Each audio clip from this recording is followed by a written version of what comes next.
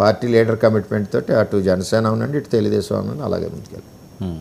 సరే, ఎంత ఖర్చు అయ్యింది?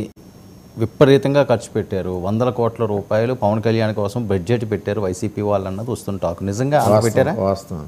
ఎందుకు మీకు సింపుల్ లాజిక్, 2 కోట్ల మందు గీత దొరికింది. 2 కోట్లు గీత చుట్టాల ఇంట్లోనే దొరికింది. 2 కోట్లు పబ్లిక్గా వచ్చింది కదా. నేను చెప్పనంటే ఏదో చెప్పాను అనుకుంటారా?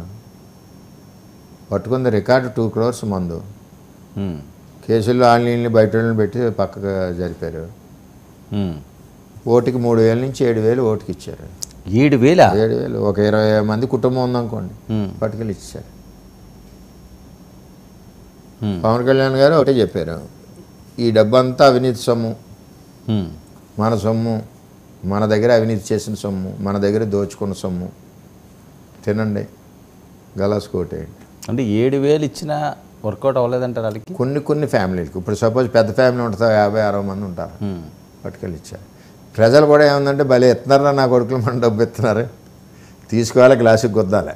అది ఆ స్లోగను నేను కూడా ప్రజలకు ఎవడో వదలద్దు, ఇచ్చింది తీసుకోండి. ఇప్పుడు పవన్ కళ్యాణ్ గారి దగ్గర డబ్బులు లేవు, ఆయన ఓ సినిమా చేయాలి డబ్బులు రావాలంటే, ఆయన కూడా ఏంటంటే సినిమా చేసి డబ్బులు వస్తున్నాయి అనేసరికి కౌలు రైతులు అంటారు, లేకపోతే మామూలు రైతులు అంటారు, లేకపోతే కార్యకర్తలు ఈ డబ్బు తీసుకెళ్ళి అక్కడ పెడతారు. ఇప్పుడు కౌలు రైతులకు కూడా ఆయన 30-35-40 కోట్ల వరకు, నాకు ఫిగర్ ఐడియా లేదు, ఇచ్చుకుంటూ వచ్చారు. ఎందుకు ఇవ్వాల్సింది వచ్చింది? జగన్మోహన్ రెడ్డి అన్న వ్యక్తి ఈ ఆత్మహత్యలను పట్టించుకోలేదు, ఈ రైతులు పోయి నష్టాలను పట్టించుకోలేదు. ఆయన వంతు సాయం ఆయన కష్టార్జితంలో ఆయన చేశారు. అంతేగాని ఆయన దగ్గర ఏమైనా దోచుకున్న డబ్బు లేదు, అవినీతి సొమ్ము లేదు. ఆయన కష్టపడిన సొమ్మే. ఒక కష్టపడి చేయాలంటే ఒక సంవత్సరం సినిమా చేస్తే కానీ రావు డబ్బులు. టీడీపీ ఏమైనా ఇచ్చిందా ఫండింగ్? ఏమండి, మీరు చెప్తే నమ్మరు. పవన్ కళ్యాణ్ గారు క్యారెక్టర్ చెప్తున్నాను, ఆయన మందుకు వ్యతిరేకం, డిస్ట్రిబ్యూషన్కి వ్యతిరేకం. నేను చెప్తే మీకు అర్థం అవుతుంది. అసలు ₹1 కూడా ఖర్చు పెట్టలేదు, జీరో పాలిటిక్స్. విచిత్రమైన ఎలక్షన్ జరిగింది పిఠాపురం. ఎవడో ఒక ఆయన దొరబాబు అని వచ్చాడు నా దగ్గరికి. ఏంటంటే మా లీడర్లు తీసుకొచ్చారు. నేను పవన్ కళ్యాణ్ గారి అభిమానిని అన్నాను. మంచిది, జాగ్రత్తగా చేయండి అన్నాను. మా బావగారు యుఎస్లో ఉన్నారండి, ఆయన మాదాపురం విలేజ్ ఖర్చు అంతా చూసుకోమన్నారండి. ఇది నాకు చెప్పకూడదమ్మా, ఇది నాగబాబు గారి దగ్గరికి వెళ్ళండి, వాళ్ళని చోట ఉన్నారు అని చెప్పి నాగబాబు గారు ఫోన్ చేసి పంపించాను. అంటే ఆయన యొక్క అభిమానులు ఒక ఊరు రావడం, ఆ ఊరిలో ఏంటి మంచి చెట్లు భోజనం, అంటే జనరల్గా ఎలక్షన్ అనేది సరే సరదాగా ఉంటుంది కదా, భోజనాలు పెట్టి కార్యక్రమం ఉంటుంది, ఇంకో కార్యక్రమం ఉంటుంది, ఎలక్షన్ బూత్ వ్యవహారాలు ఉంటాయి, అన్నీ వాళ్ళు చేసుకుంటూ పోయారు. మీరు నంబర్ చెప్తే వాస్తవం ఇది. నాకు ఆశ్చర్యపోయాను నేను. ఎవడెవడో రావడం, ఆస్ట్రేలియా నుంచి ఒకడో, వెస్ట్ జర్మనీ నుంచి ఒకడో, సౌదీ నుంచి ఒకడో. అవునా? మళ్ళీ మా ఆఫీస్కి వచ్చేవారు. నేను అన్నీ మర్చిపోయి హ్యాపీగా పనిచేస్తుంటే వచ్చి మీరు త్యాగం చేసేవారు అనేవారు.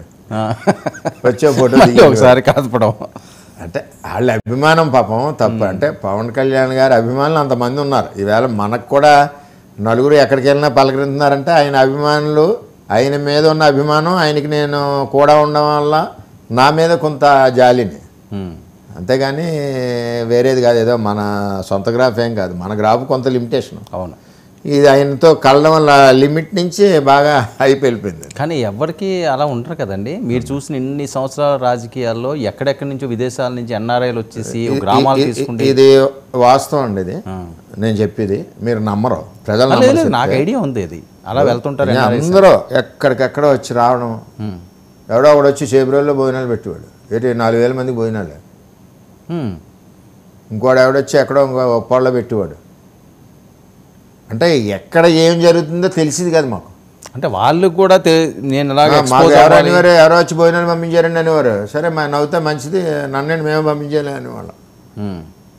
అంటే వాళ్ళు మేము ఇలా చేసామని చెప్పుకుండి క్యారెక్టర్లు కూడా కాదు, కనీసం ఆయనకి కలిసి చెప్పి క్యారెక్టర్లు కూడా కాదు. పర్మిషన్కి ఏదైనా ఇబ్బంది వస్తే వాళ్ళు ఏమన్నా కొంతమంది వస్తే వెళ్ళడం తప్పితే ఆ విధంగా జరిగింది ఎలక్షన్. మందు చేసా ఒకటి ఇవ్వలేదు. చెప్పమనండి, నియోజకవర్గంలో 2,30,000 మందిలో మన జనసేన పార్టీ నుంచి కానీ తెలుగుదేశం పార్టీ నుంచి కానీ ఒక్క మందు చేసి ఇచ్చామారు. కానీ చాలా గొప్ప విషయం అండి. ఎన్నికలు ఎలా జరిగింది అసలు ఇది పవన్ కళ్యాణ్ గారి ఆలోచన కూడా, ఈ రాష్ట్రంలో ఎన్నికలు ఈ విధంగా వెళ్ళాలని ఆయన ఆలోచన.